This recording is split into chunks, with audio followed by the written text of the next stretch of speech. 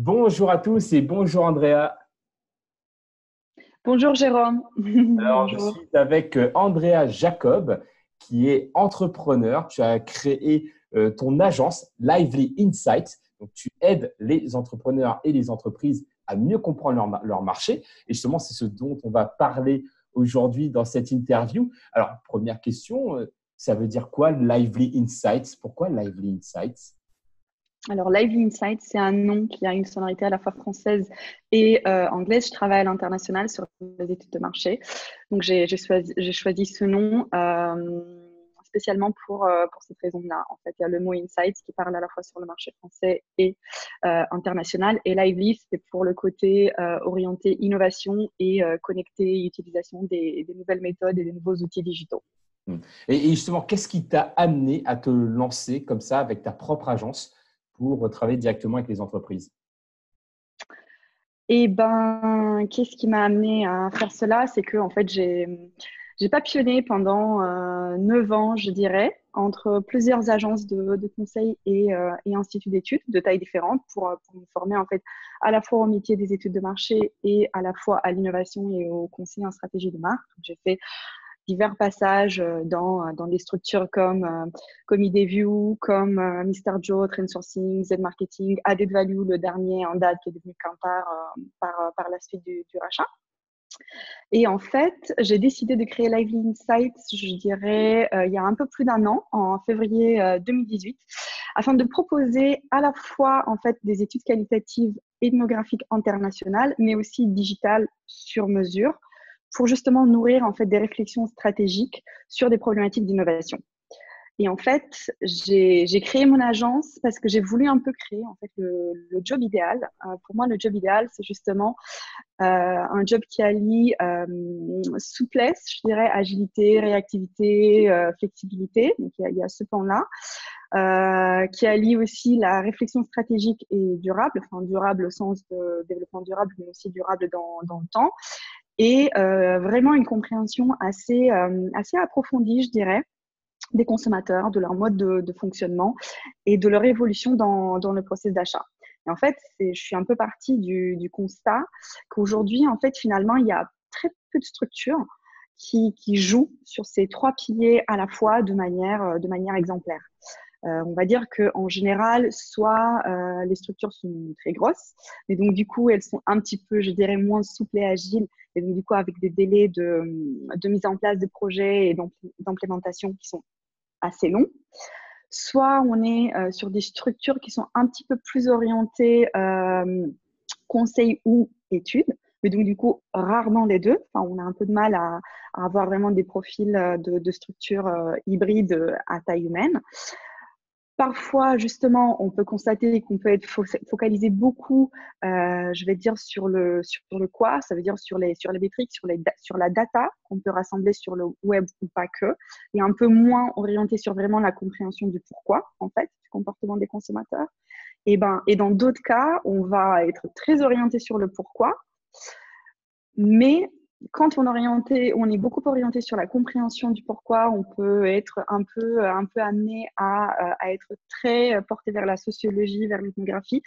Et quelque part, après, dans la restitution des résultats, on a moins un petit peu la pensée critique ou stratégique et on intègre finalement relativement peu les données qualitatives récoltées dans le contexte business et dans les next steps opérationnels des entreprises. C'est pour ça que du coup, j'ai voulu créer justement Lively Insights pour essayer de jouer sur les trois plans parce que ça correspond à qui je suis et à la vision que j'ai moi de mon métier aujourd'hui et demain. D'accord, parce que je faisais une interview juste avant, on parlait d'ikigai, qui est justement de trouver justement le rassemblement de nos forces, de nos passions, etc. Et c'est bien que tu parles aussi du fait que tu t'es créé ton métier idéal en partant d'un besoin, en fait, et qui fait que tu es quelque part dans ton ikigai grâce à ça. Donc ça, c'est super. Et tu as mentionné le côté étude de marché. Donc, c'est ce que tu proposes aux entreprises. Mais c'est vrai que moi, dans ma vision, le seul moment où j'ai vraiment travaillé sur des études de marché, c'était pendant mes études en école de commerce. Et pour moi, les études de marché, c'est on prend, je ne sais pas moi, 1000 personnes qui ont répondu à des questionnaires et après, on fait une moyenne et du coup, ça nous donne des informations. Mais est-ce que c'est pas une démarche un peu scolaire? Est-ce que c'est ce que toi tu fais? Comment toi tu fonctionnes par rapport à ça? Alors, Jérôme, merci pour cette précision parce que je pense que tu n'es pas le seul en fait à percevoir comme ça les études de marché. Euh, Déjà, petite précision avant de rentrer un peu dans la présentation de mon métier et de ce que je fais moi aujourd'hui, c'est que là, l'exemple que tu as donné, c'est plus un exemple d'études de marché quantitative. Moi, je travaille plus dans les études de marché qualitatives. La différence entre les deux, c'est que les études quantitatives s'orientent sur des questions assez simples, assez fermées, avec oui, non, ou avec des choix multiples, des questions qu'on adresse à un nombre très important de personnes, justement pour vérifier ou valider des hypothèses ou bien avoir l'opinion par rapport à certains sujets. Et après, de l'autre côté, il y a les études de marché qualitatives, et c'est dans ce type d'études que moi, je me suis spécialisée. Et ces études qualitatives, elles sont, contrairement à celles quanti, elles sont orientées sur justement la compréhension du pourquoi de ces attitudes, de ces comportements que les consommateurs, que les gens, en fait, tout simplement, peuvent avoir. Et le principe d'une étude qualitative, c'est justement d'interroger un nombre plus réduit de personnes, mais vraiment de les questionner en profondeur sur tout un tas de choses pour comprendre vraiment toutes les motivations, tous les freins qui peuvent intervenir en fait dans leur process d'achat ou dans leur comportement au jour le jour. Donc, quand tu dis pourquoi, juste pour que je comprenne bien, parce que c'est vrai que tu as mentionné plusieurs fois ce mot-clé qui a l'air très Oui. important pour toi, le pourquoi, c'est qu'est-ce que tu mets derrière ce mot-là, en fait, quand tu parles de consommateur, par exemple? Eh ben, c'est-à-dire que parfois, dans les études quantitatives, pour te donner un exemple et pour vraiment faire la différence, on va te demander est-ce que ce produit vous plaît? Et là, la possibilité de réponse est oui ou non. Sur une échelle de 1 à 5, laquelle? On va éventuellement laisser un petit espace ou une ligne pour demander pourquoi il vous plaît. Et donc, du coup, le participant a la chance la chance inouïe de pouvoir dire pourquoi il aime ce produit en un ou deux mots. On ne va pas forcément le relancer, on ne va pas essayer de comprendre justement quels sont les ressorts psychologiques ou émotionnels en fait qui vont faire qu'il va adhérer ou pas à une idée. Et donc, la Est-ce que tu spécificité as justement une... du quali, Est-ce que c'est ouais. Est-ce de que tu as juste un comprendre ces exemple ressorts-là. pour illustrer ça? Parce que du coup, c'est vrai qu'on est parti, ce serait beaucoup plus simple, justement, si tu pouvais prendre un petit exemple, par exemple, d'un cas que toi, tu aurais pu voir avec une entreprise pour comprendre justement un produit, qu'est-ce qu'il pourrait répondre, pour voir comment accrocher peut-être une émotion à un comportement ou un produit. Oula.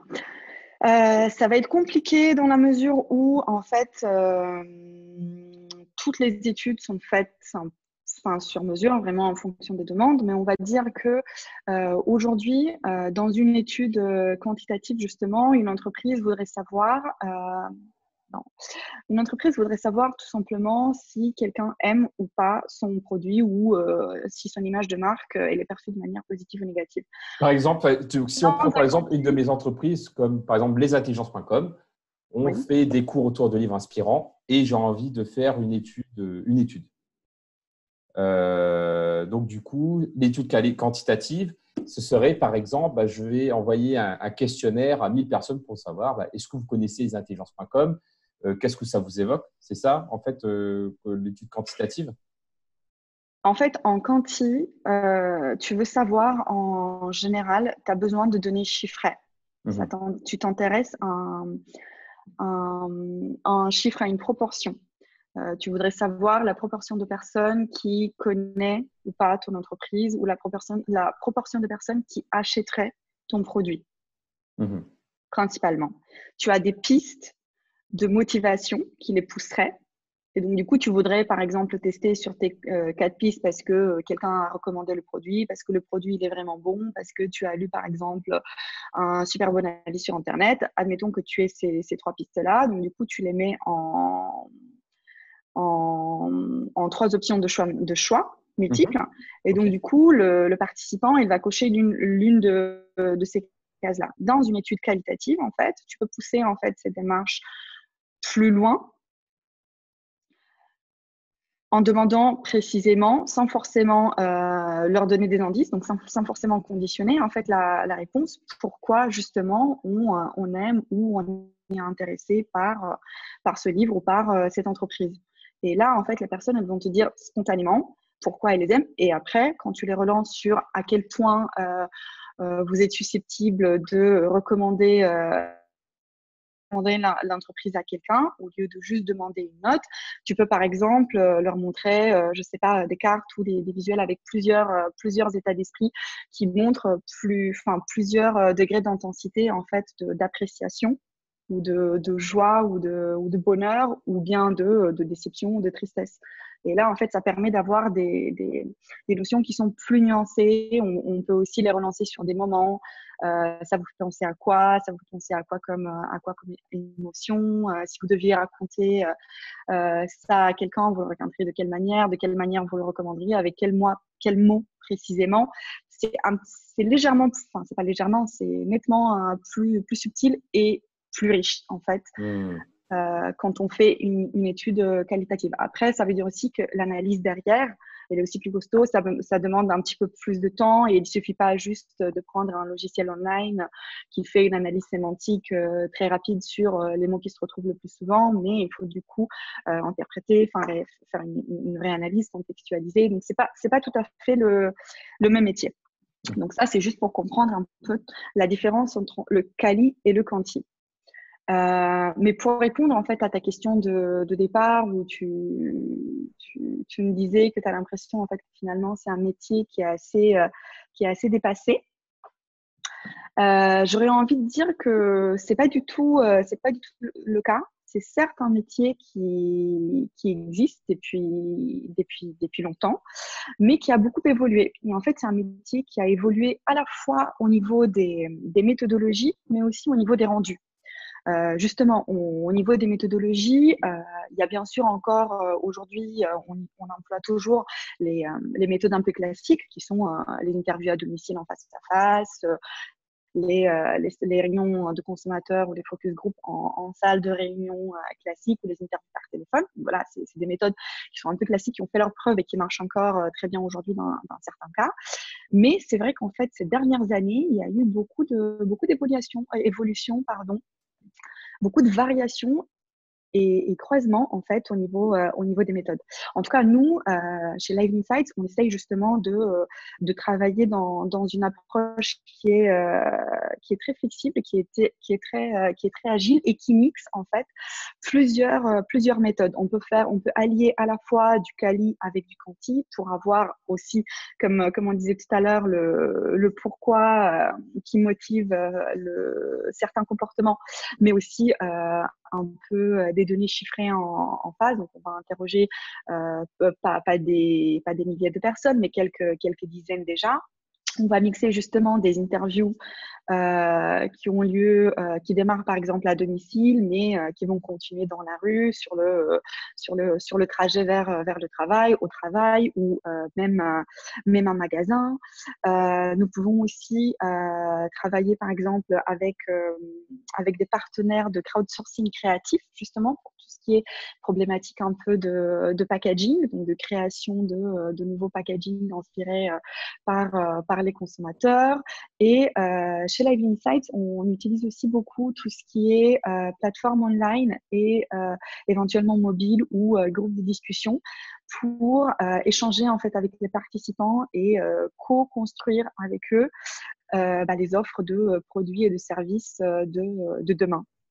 Donc, en fait, via ces plateformes-là, on va échanger pas du tout pendant 2 heures, mais pendant plusieurs soirées ou plusieurs jours, ou même parfois plusieurs mois sur des idées, sur des thématiques de nouveaux produits ou services qui seraient intéressants pour eux. Donc ça, c'est vraiment en fait les changements qu'on a pu voir en fait au niveau des méthodologies qui aujourd'hui sont de plus en plus variées et agiles. Mais il y a aussi en fait des changements et des évolutions qui ont eu lieu au niveau des rendus clients ou des présentations, ou des délivrables ou des rapports. En tout cas, nous, moi et les partenaires Live Insights, en fait, nous proposons des rendus qui sont un peu plus digestes, utiles et agréables que les rapports des dizaines, voire centaines de pages, toutes écrites qu'on pouvait avoir il y a quelques années. Donc, en fait, on travaille vraiment sur l'aspect visuel et synthétique en fait, des rapports. On fait aussi des personas ou des typologies de consommateurs quand on a plusieurs cibles et qu'on veut comprendre et on veut illustrer un peu les cibles à nos clients ou aux entreprises qui s'intéressent. On travaille beaucoup du coup avec des outils permettant de créer vraiment des typologies de consommateurs ou des personas. Encore une fois, c'est un mot qui est beaucoup utilisé dans le métier. On peut même faire des sites internet qui sont responsives sur mobile ou même des applications justement pour faciliter en fait la présentation et la passation et la transmission des résultats de l'étude. On peut créer des vidéos en fait pour synthétiser les enseignements de l'étude en quelques minutes sur des thématiques bien particulières. Encore une fois, pour une utilisation en interne plus facilitée. On peut faire des histoires, des En mood fait, oui, boards, en tout cas des rendus modernes, de plus en plus modernes et en fait utiles à la transmission en interne.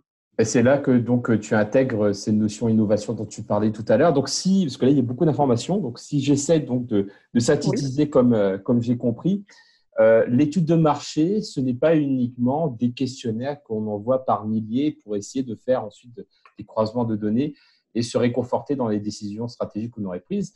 C'est aussi donc des études qualitatives. Donc, il permet donc d'échanger de manière plus qualitative avec les personnes pour mieux comprendre les comportements, les décisions, les besoins, les émotions des personnes par rapport à notre marque, ce qui va du coup ensuite nous donner des informations. Je dis nous en tant qu'entrepreneurs, par exemple, nous donner des informations pour ensuite prendre les meilleures décisions par rapport à ça. Et ce que j'ai compris également dans ce que tu présentais, c'est que si par exemple moi en tant qu'entrepreneur, j'ai envie de faire une étude qualitative par rapport à mon projet, bah, l'idée ce serait donc de questionner un panel de personnes différentes pour comprendre quelles sont leurs attentes et même peut-être, pourquoi pas, utiliser ces innovations en faisant par exemple un espèce de concours pour dire, bah voilà, j'ai une autre activité qui consiste à modéliser des personnes inspirantes pour faire des programmes d'entraînement soft skills sur jérômewaro.com et de dire, bah, par exemple, quel serait voter pour l'entrepreneur qui vous inspire le plus pour la prochaine formation sur jérômewaro.com. Et du coup, bah, c'est des informations qui, moi, m'aideraient en tant qu'entrepreneur pour choisir quel sera le produit qui est le plus attendu par rapport à ma communauté ou par rapport aux personnes que j'ai envie de cibler. Et voilà, moi, les images qui me sont venues en essayant de voir comment bah, ça pourrait être utile, par exemple, à mes entreprises dans cette dynamique bah, justement d'études qualitatives. Parce que j'ai bien compris, je me fais des films. Alors, tu as très bien résumé ce que j'ai dit. Donc, c'est en effet vraiment, les études de marché sont vraiment un outil en fait d'aide à la réflexion et à la décision. Ce que je rajouterais par rapport à tout ce que tu as résumé, c'est la dimension innovation sur laquelle moi je travaille beaucoup. Euh, tu donnais l'exemple de demander en fait à ta communauté Mhm. sur quel intervenant tu pourrais faire parler pour comprendre comment construire ton offre. Tu pourrais même en fait aller plus loin et par exemple te dire que sur une semaine ou un mois, tu choisis quelques personnes de ta communauté qui sont particulièrement impliquées en fait dans ton activité. Et pendant cette durée de temps limité, tu peux leur demander au jour le jour de t'envoyer régulièrement leurs idées de formation ou leurs besoins ou toi-même, si tu as des doutes ou si tu as des idées, en fait, tu peux leur soumettre et vraiment co-construire en fait avec eux Mhm. ta nouvelle offre ou élargir en fait ton offre demain. Donc, en fait, tu peux utiliser en fait les études de marché. En tout cas, moi, je te parle surtout des études de marché qualitatives parce que c'est ce que je connais et c'est ce que je fais le mieux. Donc, tu peux vraiment les utiliser, comme je te disais, dans l'innovation, mais aussi dans justement la rénovation ou l'adaptation de ton offre pour que justement les produits ou les services que tu proposes ou que quelqu'un d'autre pourrait proposer soient le plus adaptés en fait avec les besoins et les attentes de ton cœur de cible.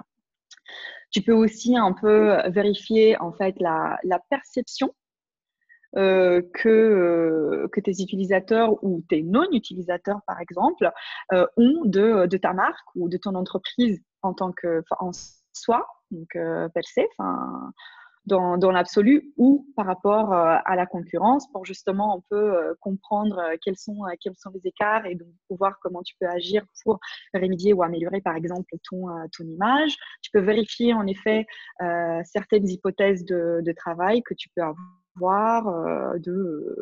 nouveaux produits, nouvelles communications, nouveaux packaging, nouveaux livres, nouvel intervenant auquel tu as pensé, nouveaux types de formations que tu pourrais proposer. Tu peux aussi en fait réaliser des mini-enquêtes ou des mini-études pour détecter un peu quelles sont les nouvelles possibilités de croissance dans l'absolu, connexes ou pas à ton métier, comprendre un peu l'environnement et le contexte dans lequel tes clients ou tes consommateurs vivent, qu'est-ce qui les anime, quelles sont leurs sources d'informations. En Tu fait, peux oui, aussi ça aide détecter justement vraiment. des risques potentiels.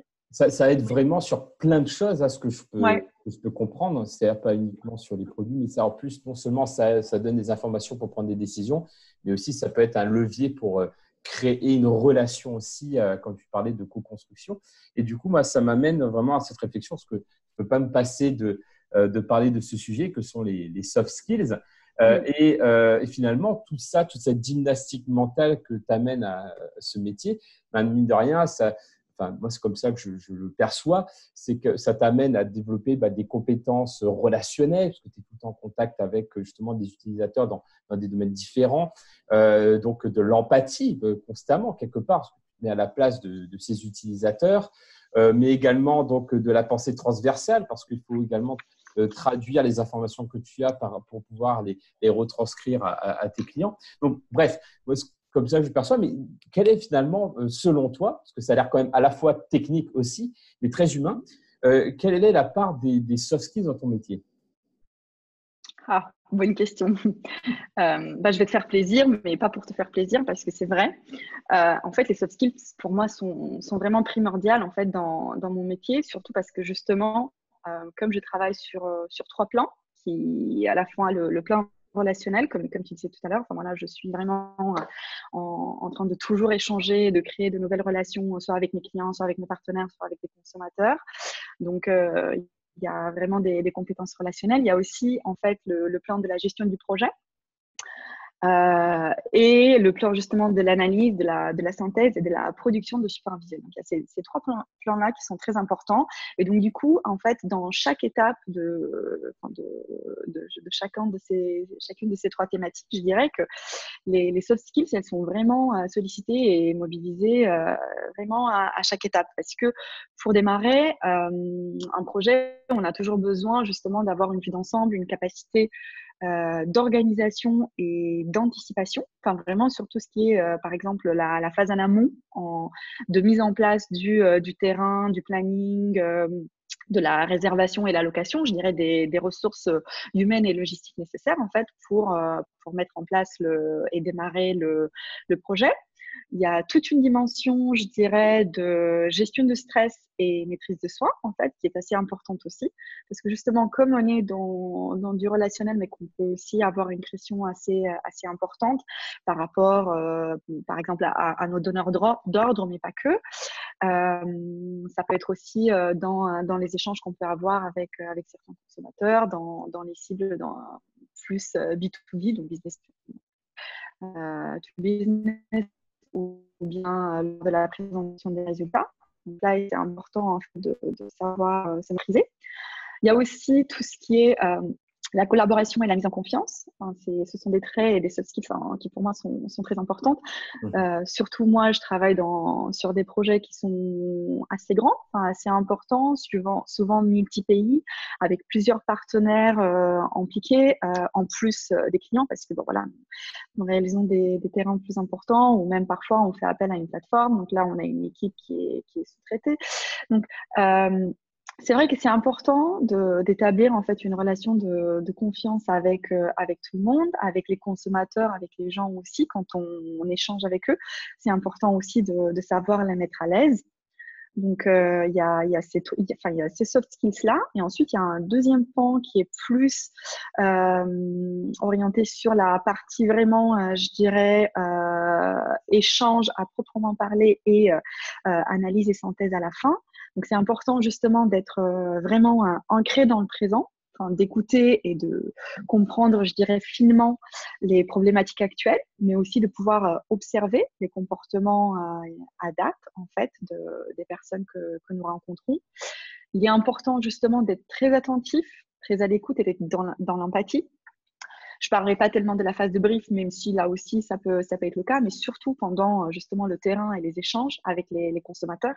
C'est hyper important de pouvoir être capable de se mettre dans leur peau, de vraiment être à leur écoute, d'observer justement tout ce qui est langage verbal, mais pas que. Il y a aussi le paraverbal, le non-verbal.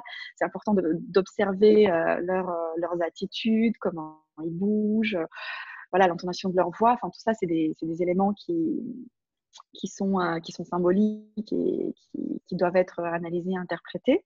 Ce qui nous amène justement à une autre soft skill qui est l'analyse, en fait, vraiment à la synthèse, la pensée quelque part critique et la contextualisation. Parce que c'est important, bien sûr, d'observer, mais aussi de se replacer du niveau du client et d'analyser le tout par le filtre, par le prisme, je dirais, des enjeux stratégiques et business, en fait, des entreprises. Il ne suffit pas juste de dire ce que les gens nous ont dit. Enfin, c'est pas du tout Oui. forcément le but de ces projets. Et après, je dirais, il y a même une part de créativité. Justement, créativité, pas tout à fait dans le sens qu'on a aujourd'hui, créativité, création, peindre, mais plus créativité au sens de concevoir des méthodologies un peu uniques, un peu sur mesure, qui surprennent en fait, qui mettent à la fois un peu de familier, mais aussi un peu de nouveau, et créativité aussi en fait dans le rendu, dans le rapport final qui va présenter en fait les résultats de l'étude.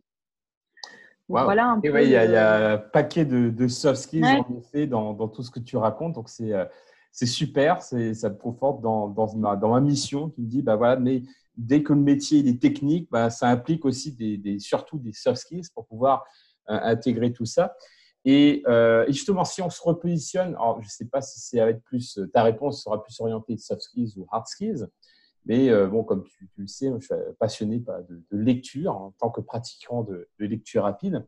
Est-ce qu'il y a un livre en particulier dans ton métier ou dans ta carrière qui t'inspire ou que tu recommandes justement aux personnes qui nous écoutent? alors, félicitations d'ailleurs pour tes exploits de lecture rapide et de mind mapping. Je profite pour te féliciter parce que c'est quand même impressionnant ce que tu fais. Un livre en fait que je conseillerais en fait de lire, pas tellement sur le sujet des études de marché, mais plus orienté, je dirais, innovation et quelque part ouais, sur le fait de cultiver son esprit. Il y a un livre que j'ai lu il n'y a pas très longtemps et que j'ai beaucoup aimé. C'est un livre en anglais qui s'appelle, tiens, je vais te le montrer. C'est je ne sais pas si tu le vois bien, Ouais. voilà, ça s'appelle The Creative Creative Curve, Curve. How to Develop the Right Idea at the Right Moment. C'est un livre qui est Okay. écrit par un jeune Américain, Allen Garrett. Et en fait, je trouve particulièrement bien, justement, à la fois pour ceux qui travaillent dans l'innovation, au sens large, en fait, de ce métier ou de tous les métiers que cela implique, mais aussi, justement, pour ceux qui ont des complexes un peu par rapport à leur capacité à être créatif ou à être innovant. Je recommande vivement ce livre parce qu'en fait, il démystifie, je dirais, le moment Eureka ou le Mhm. aha moment ou vraiment le mythe de la création ou du talent créatif qui est purement inné, où on se dit ah tiens, l'idée m'est venue comme ça. En fait, c'est pas tout à fait vrai. Et c'est justement, je recommande vivement ce livre parce qu'en fait, vraiment, il incite à réfléchir autrement, à relativiser, à comprendre un peu comment la créativité et l'esprit créatif arrivent, comment il se cultive, comment il se nourrit.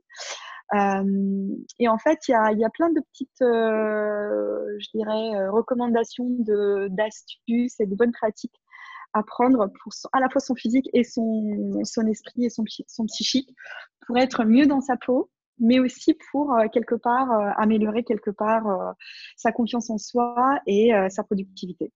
Voilà, c'est un Excellent. livre que je recommande vivement. Ben, merci beaucoup pour cette recommandation. Je l'ai noté. Ça va sûrement faire partie de notre liste de livres sur lesintelligences.com. Donc, merci pour ce partage. Et justement, pour conclure cette interview, est-ce que tu aurais un dernier conseil à nous partager? Alors, un dernier conseil par rapport au métier ou dans l'ensemble?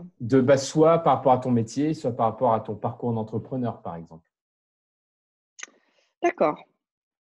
Alors, par rapport à mon métier, je pense vraiment que les études de marché qualitatives online sont vraiment les études du futur, justement parce qu'elles Mhm. sont très agiles et très riches. Donc, j'encourage vivement en fait les entrepreneurs et des entreprises de taille moyenne à grande, voire jusqu'au grand groupe, mais même de taille moyenne, à les envisager parce qu'elles peuvent être vraiment très riches. Et justement, les plateformes digitales aujourd'hui, elles sont assez astucieuses et donc elles permettent vraiment de recueillir beaucoup d'informations très riches et intéressantes. Toutefois, si jamais on opte pour des études online, je recommande vivement de travailler avec des personnes qui ont la double perspective des études online et des études qualitatives classiques, parce que c'est que des personnes avec ce profil hybride, à mon avis, enfin, à mon sens, qui Mhm. vont être capables en fait de conseiller la meilleure approche, celle qui correspond au mieux en fait aux objectifs de l'entrepreneur ou de l'entreprise. Et c'est qu'une personne qui a fait les deux et qui connaît un peu les deux qui va pouvoir être capable de vraiment optimiser le questionnement pour en tirer le profit maximum. Voilà, ça c'est pour dire que c'est moi. Et sinon vraiment le conseil que je donnerais aux entrepreneurs, c'est que on est bon dans ce qu'on fait en fait quand on fait ce qu'on aime. Mhm. Et je pense que c'est mon cas, mais c'est le cas de de tout entrepreneur. Enfin, quand on est investi et quand on aime notre métier, c'est que dans des moments comme ça qu'on réussit en fait à bien faire notre travail et, et à être satisfait nous-mêmes, mais aussi à apporter satisfaction aux autres. Donc voilà. Super. Bah, merci beaucoup, Andrea, pour ce mot de la fin qui est très beau et qui est très juste. Super. Donc, oui, juste pour rappel, pour les personnes qui nous écoutent, si vous voulez pouvoir gagner une des formations en soft skills que je propose sur jérôme-waro.com, eh bien, vous pouvez laisser un commentaire en dessous de cette vidéo en laissant justement le message ou l'information ou le conseil, l'astuce que vous retenez de cette interview. Et vous aurez peut-être une chance d'être tiré au sort. Je tirerai une personne au sort à l'issue d'une semaine après la publication de cette vidéo. Donc, merci beaucoup, Andrea, et à la prochaine. Merci Jérôme pour l'invitation. Merci.